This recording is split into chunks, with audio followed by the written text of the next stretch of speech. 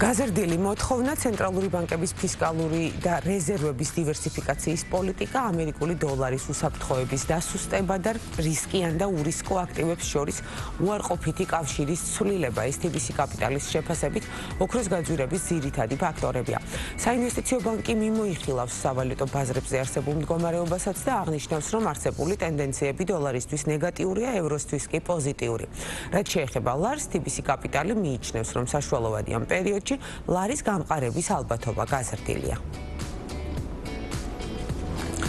ევროპის რეკონსტრუქციისა და განვითარების ბანკი საქართველოში 300 მილიონი ევროს კონტრიბუციას აანონსებს. საფინანსო ინსტიტუტი ძირითადად სხვადასხვა სექტორის მხარდაჭერას გეგმავს, სექტორებს შორის კი მოიაზრება საფინანსო ინსტიტუტები და მცირე და საშუალო საწარმოები. საფინანსო ინსტიტუტი აცხადებს, რომ EBRD საქართველოში არსებული და რეგიონული მნიშვნელობის პროექტების განვითარებას და მონიტორინგს მომავალშიც გააგრძელებს. მთავრობა ხმარებიდან ამოღებული ავტოსატრანსპორტო საშუალებების ნარჩენების მართვის სისტემის შექმნას გეგმავს. გარემოს დაცვისა და სოფლის მეურნეობის სამინისტროში ავტოიმპორტიორებთან გამართულ შეხვედრაზე ტექნიკური რეგლამენტის შემუშავებაში კერძო სექტორის აქტიური ჩართვის დეტალები განიხილეს. სამინისტროში ამბობენ, რომ ქვეყანაში ნარჩენების მართვის 4 საბურავების, ზეთების, ბატარეებისა და ელექტრონული ნარჩენების რეგლამენტი მოქმედებს, თუმცა ავტოსატრანსპორტო საშუალებების ნაწილის რეგულაცია დღემდე გამოწვევად რჩება. რეგულაციის მიზანია შეამციროს ავტომობილების ნარჩენებით გამოწვეული ზიანი და გაზარდოს მათი უსაფრთხო გადამუშავება. კიდევ ერთი ევროპული დაბალბიუჯეტიანი ავიაკომპანია საქართველოს ავიაბაზარზე, სკანდინავიის სიდიდით მეორე ავიაკომპანია ნორვეგიანი კოპენჰაგენი თბილისის მიმართულებით 2026 წლის ზაფხულიდან კვირაში 2 სიხშირით იფრენს. აღსანიშნავია, რომ აქამდე პირდაპირ ავიამიმოსვლა მხოლოდ ქუთაისის აეროპორტის საშუალებით ხორციელდებოდა. 2024 წლის მონაცემებით დანია საქართველოს შორის პირდაპირ გზით 32,000-ზე მეტი, სკანდინავიის ქვეყნებიდან კი 22,000-ზე მეტი მგზავრი შემოვიდა. ახალი გლობალური აქსელერატორები საქართველოში და შესაძლებლობები ქართული სტარტაპებისთვის ეროვნული აქსელერაციის პროგრამა ჩვენს ქვეყანაში უკვე ამოქმედდა. ტენდერში გამარჯვებულმა ევროპის ერთ-ერთმა ყველაზე დიდმა აქსელერატორმა სტარტაპ ბუთკემპმა კი განაცხადების მიღება დაიწყო. რამდენი საერთაშორისო ორგანიზაციაა პროგრამაში ჩართული, რომლებიც ქართულ სტარტაპებთან იმუშავებენ და მათ გლობალურ ბაზარზე გასვლაში დაეხმარებიან, რა ეტაპებს მოიცავს პროექტი და რაც მთავარია, ვინ შეძლებს მასში მონაწილეობას. გარდა ამისა, როგორ გამოიყურება დღეს საქართველოს სტარტაპ ეკოსისტემა და როგორ ფართოვდება ქართული სტარტაპებისთვის შესაძლებლობები, ამ და სხვა აქტუალურ კითხვებზე თემის ირგვლივ პასუხებს ავთანდილ კასრაძისგან, ჯიტას თავმჯდომარისგან მოვისმენთ. მოგესალმებით ბატონო ავთანდილ, ძალიან დიდი მადლობა, რომ დილიდან გსტუმრობთ და ძალიან მნიშვნელოვან თემაზე ამომწურავი ინფორმაცია უნდა მოგვაწოდოთ. როგორც აღნიშნეთ, დასაწყისში ქართული ინოვაციური სტარტაპ ეკოსისტემა გადადის სრულიად ახალ ეტაპზე, ანუ დადგა იმის საჭიროება, რომ ტოპ აქსელერატორების გენერაცია მომხდარიყო ჩვენს ქვეყანაში. რას მოუტანს ეს ქართულ სტარტაპ ეკოსისტემას, რომ გითხრათ და არა მხოლოდ ეკოსისტემას, რეალურად ეს ქვეყნის ეკონომიკისთვის როგორ შეცვლის ამინდს? მოგესალმებით დილამშვიდობისა, მივესალმებით თქვენს მაყურებელს. ჩვენთვის რა თქმა უნდა მნიშვნელოვანია თქვენს ეთერებში მოსვლა და საზოგადოებას აუხსნათ იმ მნიშვნელოვანი საინტერესო სიახლეების შესახებ, რომელსაც საქართველოს ინოვაციების ეკოსისტემამ თითოეულ საქართველოს მოქალაქეს თავაზობს. პირველ რიგში მინდა გითხრათ, რომ ბოლო რამდენიმე წელია საქართველოს მთავრობის თანმიმდევრული პოლიტიკის შედეგია ის მნიშვნელოვანი შედეგები, რომელიც ჩვენ ვნახეთ სტარტაპ და ინოვაციურ ეკოსისტემაში და ჩვენ ვხედავთ, რომ წლების განმავლობაში ჩვენ შეუჩერებლად ვახორციელებდით დაფინანსებას ინოვაციური სტარტაპების. წელიწადში 2 ჯერ გქონდა საგრანტო პროგრამა, რომლის მეშვეობითაც ჩვენ თითოეულ სტარტაპს 150,000 ლარიან საგრანტო დაფინანსებას ვაძლევდით. წელიწადში 40 სტარტაპი მინიმუმ ფინანსდებოდა ჩვენი მხრიდან. ამან რა თქმა უნდა მნიშვნელოვანი საწყისი ეკოსისტემა შექმნა ჩვენს ქვეყანაში. ჩვენ ვნახეთ სტარტაპი, ქართული სტარტაპი, რომელსაც უკვე გლობალური ექსიტი ჰქონდა, ასეულობით 11 მილიონი მოზიდული ინვესტიცია ჩვენს ქვეყანაში, რომელიც უკვე 700 მილიონს გადააჭარბა, მაშინ როდესაც სახელმწიფოს მიერ ჩადებული ინვესტიცია 46 მილიონს არ აღემატებოდა. შესაბამისად, ჩვენ ვნახეთ, რომ ძალიან კარგი პოტენციალი არსებობს ქვეყანაში და საჭიროა კიდევ უფრო ასე ვთქვათ, მეტი მხარდაჭერა იმისთვის, რომ კიდევ უფრო უკეთესი შედეგი მივიღოთ, რომ 700 მილიონი გადაიქცეს 7 მილიარდად, 70 მილიარდად და ასე შემდეგ. ამის დიდი პოტენციალი არის. რატო გვინდოდა აქსელერატორების შემოყვანა, ხო? ჩვენ როდესაც საუბრობთ 4 აქსელერატორზე, ესენი არის ტოპ აქსელერატორები მთელ მსოფლიოში. 3 ამერიკული და 1 ევროპული აქსელერატორი. ისინი უზრუნველყოფენ ჩვენი სტარტაპის თანმიმდევრულ მხარდაჭერას, რაც გულისხმობს შემდეგში, რომ გარდა იმისა, რომ ისინი გრანტს მიიღებენ სახელმწიფოსგან, ინოვაციების და ტექნოლოგიების სააგენტოსგან, რომელიც 150,000 ლარიდან 200,000 ლარამდე გაიზრდება უკვე ამ აქსელერაციის ფარგლებში, გარდა ამისა, აქსელერატორი უზრუნველყოფს მათ სწორ განვითარებას, რაც გულისხმობს. მთელი სტადია არის ციკლის, როგორ უნდა განახორციელოს აქსელერატორმა აქსელერაცია.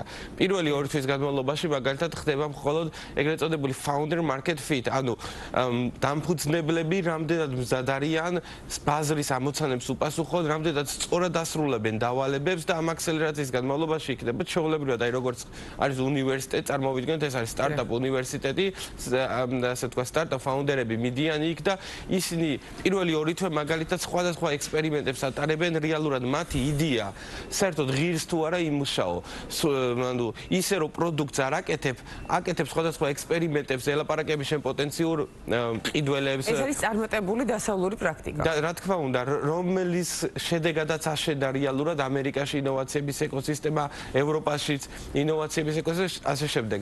შემდგომ თუ ამ 2 თვიან პერიოდს წარმატებით გაივლის სტარტაპი, ამ დროს საერთოდ დაფინანსებას საერთოდ არ იღებს ინოვაციებს და ტექნოლოგიების სააგენტოს. მხოლოდ ამის შემდეგ, როდესაც ჩვენ იდეის ვალიდაციას მოვახდენთ და შემდგომ უკვე ასევე დავადასტურებთ, რომ სტარტაპების ფაუნდერების განზრახვა არის სერიოზული და ეს ჰობად არ უყურებენ მხოლოდ სტარტაპის გაკეთებას და მათ სერიოზული პირადი ინვესტიცია აქვთ ამას ჩადებული. ამის შემდეგ მათ მიეცემათ დამატებითი დაფინანსება 50,000 ლარი იმისთვის, რომ პირველი მუშა პროდუქტი გააკეთონ, პირველი პროტოტიპი გააკეთონ და ამის შემდგომ თუ ამასაც წარმატებით გააკეთებენ, დამატებით კიდევ 150,000 ლარი დაემატებათ იმისთვის, რომ ბაზარზე შევიდნენ. მაქსიმუმ 200,000 ლარი თითოეულმა სტარტაპმა შეიძლება მიიღონ ამ პროცესში. მიღებას განიხილავთ, რომ გითხრათ. თითო აქსელერატორის მიიღებს 40 სტარტაპს, შესაბამისად 4 აქსელერატორში წელიწადში 160 სტარტაპი, 160 ქართული სტარტაპი გადამზადდება, რაც არის ძალიან მნიშვნელოვანი, იმიტომ რომ მიუხედავად იმისა, რომ გარკვეული სტარტაპები, ყველა სტარტაპი ვერ მიაღწევს წარმატებას, რა თქმა უნდა, ვიცით ხო, იმიტომ რომ გლობალურად სტარტაპების ფეილის, ასე ვთქვათ, პროცენტი არის 90%. თუმცა ის 10%, რომელიც არ ფეილდება, არის სწორედ ესეთი, რომ გლობალურად მასშტაბირებადი არის და ძალიან დიდი ინვესტიციების მოზიდვის შესაძლებლობა აქვს. იგივე, როგორც გითხარით, 46 მილიონით ჩვენ უკვე 300-მდე სტარტაპი დავაფინანსეთ, მაგრამ 700 მილიონის ინვესტიცია მოიტანა მხოლოდ 40 სტარტაპმა.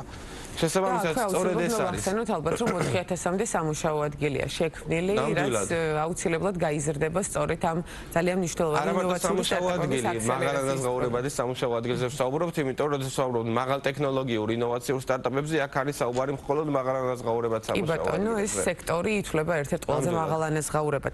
კი ბატონო, სტარტაპ ბუთკემპი ვახსენეთ ჩვენ, რომელმაც უკვე დაიწყო განაცხადების მიღება. გარდა ამისა, არის კიდევ 3 ტოპ აქსელერატორი, მათზეც რომ მოგვაწოდოთ ინფორმაცია და ისინი როდიდან გადავლენ უკვე აქტიურ ფაზაზე.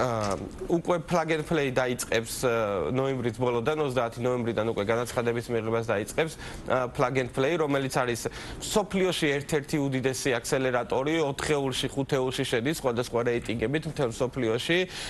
წარმოდგენილია უამრავ ქვეყანაში მთელ სოფლიოში, რა თქმა უნდა, დაიწყო ესეც სილიკონის ველიდან, სან-ფრანცისკოდან და 2 აქსელერატორი უკვე განაცხადების მიღება ექნება გამოცხადებული სტარტაპებისთვის.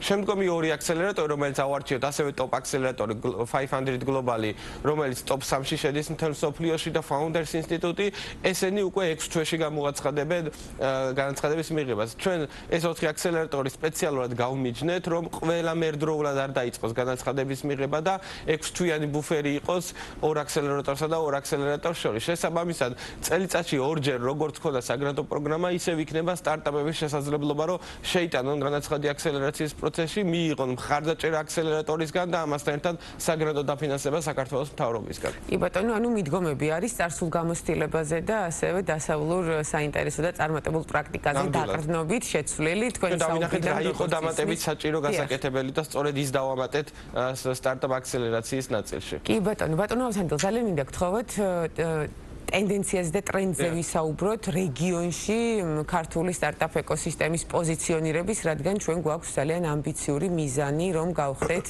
ერთგვარი ჰაბი. ხომ ასეა. ერთის მხრივ რეგიონში და მეორეს მხრივ ასევე საერთაშორისო ბაზარზე როგორ გამოიყურება საქართველო, რომ გითხრათ და აქვე ვისაუბროთ გამოწვევებზეც, რომელი მიმართულებით არის ყველაზე აქტუალური. ეს არის ტალანტები, ინვესტიციები, ანუ კაპიტალზე წვდომა, გლობალურ ბაზრებზე გასვლა, თუ რას ხედავთ ყველაზე მნიშვნელოვან კომპონენტად, რაც ახლა ჩვენ გვჭირდება იმისთვის, რომ წავიდეთ წინ. კი ბატონო. ძალიან საინტერესო კითხვა, დავიწყოთ თვითონ რა ტენდენციები არის, რომ იმისთვის რომ რეგიონალური ჰაბი გახდეს საქართველო. ჩვენ გარდა იმისა, რომ ეს 4 ტოპ აქსელერატორი შემოვიყვანეთ, რომელიც რა თქმა უნდა უნიკალური არის მთელი რეგიონის მასშტაბით, იმიტომ რომ ასეთი მასშტაბის აქსელერაციის პროცესი უბრალოდ არ არსებობს რეგიონში. გარდა ამისა, ძალიან მნიშვნელოვანი საკანონმდებლო ცვლილება ჩვენი ინიციატივით დაამტკიცა საქართველოს პარლამენტმა რამდენიმე თვის წინ, რაც გულისხმობს ინოვაციური სტარტაპ სტატუსის ოფიციალურად მინიჭებას სტარტაპ კომპანიებისთვის. რას გულისხმობს? იმ შემთხვევაში, თუ ქართული კომპანია მიიღებს ინოვაციური სტარტაპის სტატუსს, ის პირველი 3 წელი სრულად გათავისუფლდება გადასახადისგან, მათ შორის საშემოსავლო გადასახადისგან, რომელსაც ის უხდის მის დასაქმებულებს, რომელიც არის 20%. ყველასთვის ქართული ინოვაციური სტარტაპების ეს არის 0%. როდესაც ვსაუბრობთ ქართული ინოვაციური სტარტაპებს, აქ ვსაუბრობთ საქართველოში რეგისტრირებულ კომპანიებს და ამან ძალიან დიდი, ასე ვთქვათ, ინტერესი გამოიწვია. ჩვენ რამდენიმე დღის წინ გვქონდა შესაძლებლობა, რომ პორტუგალიაში ევროპის ყველაზე დიდ IT გამოფენაზე ვებ სამიტში საქართველოს პავილიონით წარდგანილიყავით და ძალიან დიდი, ასე ვთქვათ, ყურადღება მიიპყრო ამან და ძალიან ბევრი უცხოური სტარტაპი არის დაინტერესებული უკვე, რომ საქართველოში გადმოიტანოს თავისი ოპერაციები და გააგრძელოს როგორც ქართულმა სტარტაპმა, იმდენად მნიშვნელოვანი საგადასახადო შეღავათი არის ეს თითოეული სტარტაპისთვის. განსაკუთრებით პირველ ეტაპზე მათი ძირითადი საგადასახადო ტვირთი ეს არის ხელფასებში გაცემული, ასე ვთქვათ, სახსრები და ამ მიმართულებით აბსოლუტურად 0%-იანი საგადასახადო შეღავათი გვაქვს საქართველოს პრემიერ-მინისტრის ინიციატივით ქართული სტარტაპებისადმი. გარდა ამისა, სტარტაპის სტატუსი 10 წლამდე შეიძლება გაგრძელდეს. შემდგომი 3 წლის შემდეგ, შემდგომი 3 წელი ერთვება 5%-იანი რეჟიმი და შემდგომ 10%-იანი რეჟიმი, რომელიც არის ასევე მნიშვნელოვანი შეღავათი იმისთვის, რომ კონკურენტუნარიანი იყოს გლობალურ ბაზარზე. ჩვენ რა თქმა უნდა ვაკეთებთ ამას, იმიტომ რომ არა შიდა ბაზარზე იყოს კონკურენტული, იმიტომ რომ შიდა ბაზარზე ქართულ სტარტაპებს თითქმის არანაირი ინტერესი არ აქვს. ეს არის რამდენად სწრაფად უნდა გავიდნენ ისინი გლობალურ ბაზარზე. რაც შეეხება გამოწვევებს და ზოგადად ეს ტრენდი ძალიან მნიშვნელოვანია, რომ არა მარტო მეზობელ ქვეყნებში, იგივე მაგალითად დუბაიში ძალიან დიდი ინტერესი გამოიწვია ქართულ სტარტაპ ეკოსისტემამ, ამ საგადასახადო შეღავათებმა, აქსელერატორებმა. ჩვენ წლის დასაწყისში ასევე ამერიკის შეერთებულ შტატებში გვექნება საქართველოს პავილიონი, სადაც დარწმუნებული ვარ კიდევ უფრო ბევრი საინტერესო სტარტაპის მოზიდვა შევძლებთ.